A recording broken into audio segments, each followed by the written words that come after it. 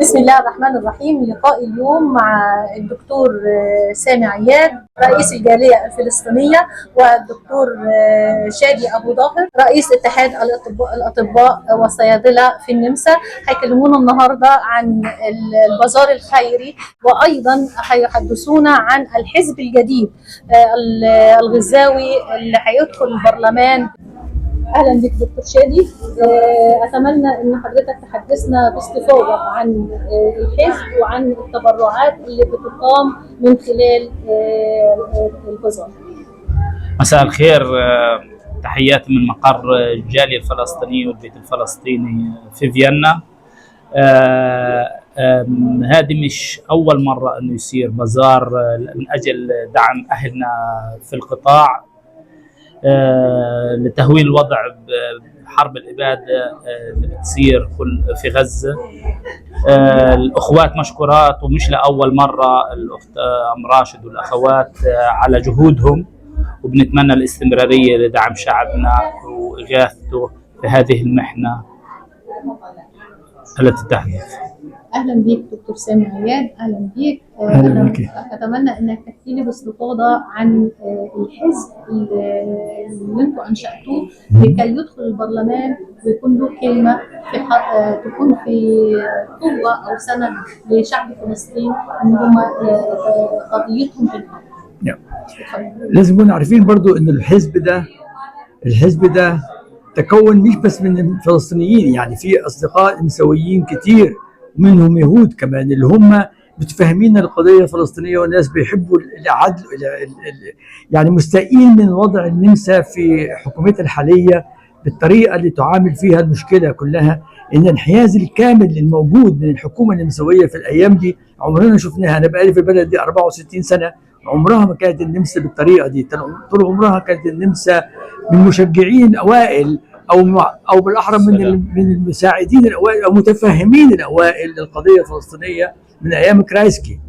فكانت بالنسبه لنا قيام حزب زي ده لعدم جدوى الكلام مع الحكومه، يعني بكل مظاهراتنا اللي بكل الحاجات اللي بنحاول نقربها للشعب هنا، الحكومه كانت تقف ضدها، يعني ما تسمح لناش كانت اننا نوضح الرساله بتاعتنا زي ما احنا عايزين.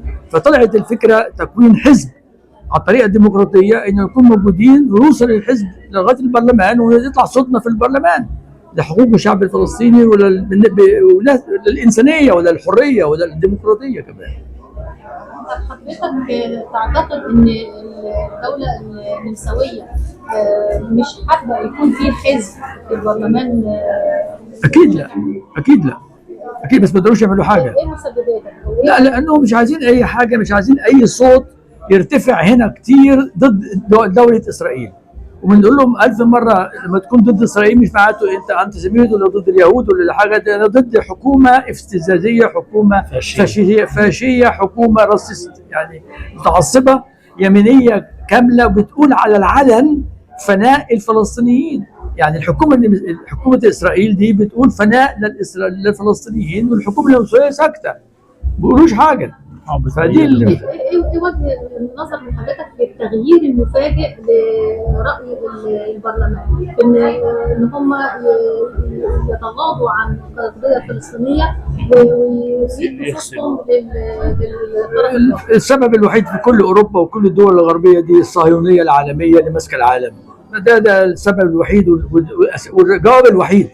الصهيونيه العالميه اللي ماسكه العالم من امريكا لغايه اوروبا، من الايبك في امريكا لغايه اوروبا هنا، ده كلهم يعني تحت السيطره.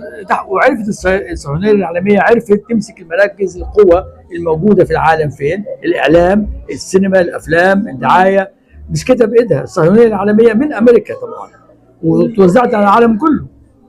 نتمنى لكم تحب تضيف اي شيء؟ حبيت اضيف انه الليسته القائمه هاي موجوده من عده يعني تيارات. يعني في تيارات، ناس طلعت من الايثوبي، ناس طلعت من الخضر، ناس طلعت من الحمر، وتكونت من ناس فلسطينيين وناس اجانب وناس نمساويين ويهود من عده تيارات ويهود مؤيدين للقضيه.